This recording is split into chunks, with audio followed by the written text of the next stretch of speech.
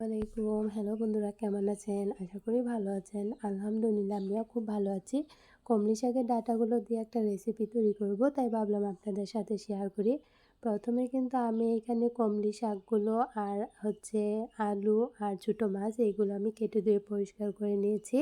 এখন আমি রান্নার জন্য একটি কড়াই নিয়ে নিব। আর হ্যাঁ, এই ছোটো মাছগুলো রান্না করব, তাই এইভাবে সব একসাথে করে দিয়েই রান্নাটাও আমি করব। প্রথমে আমি এখানে কমলি শাকগুলো দিয়ে দিলাম। তারপরে এখানে আমি ছোটো মাছগুলো দিচ্ছি। ছোটো মাছগুলো দিয়ে নিয়ে এখানে আমি আলুগুলোও দিয়ে দিব। আর তারপর একে একে সব মশলাগুলোও দিয়ে দিব।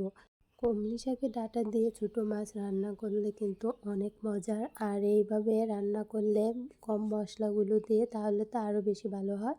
তারপর আমি কিন্তু এখানে 2 চামচের মতো মরিচের গুঁড়া, তারপর হাফ চামচের মতো হলুদ আর 1 চামচ ধনিয়া গুঁড়া দিয়ে দিলাম। তারপর এখানে আমি অল্প একটু পেঁয়াজ বাটা আর রসুন বাটাও দিয়ে দিচ্ছি। তারপর স্বাদ অনুযায়ী লবণ দিয়ে দিলাম। এখন আমি এখানে রান্নার প্রতিনিয়ত যে তেলটা ব্যবহার করা হয়, সেই তেলটা এখানে আমি পরিমাণ মতোই দিয়ে দিচ্ছি।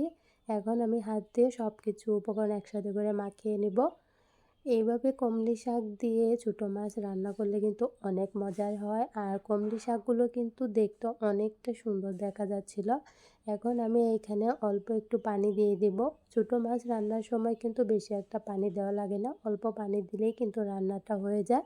তারপর আমি এখানে পানিটা দিয়ে নিয়ে 2 থেকে 3টা কাঁচামরিচ আমি উপর থেকে এরকম দিয়ে দিব। এইভাবে কাঁচামরিচ দিলে কিন্তু ছোটো মাছে অনেক মজার হয়।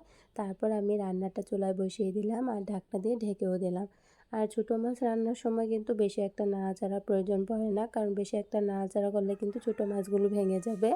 আর তখন কিন্তু এইগুলো অনেকটাই কাঁটাযুক্ত হয়ে যাবে, তখন কিন্তু খেতে ভালো লাগবে না।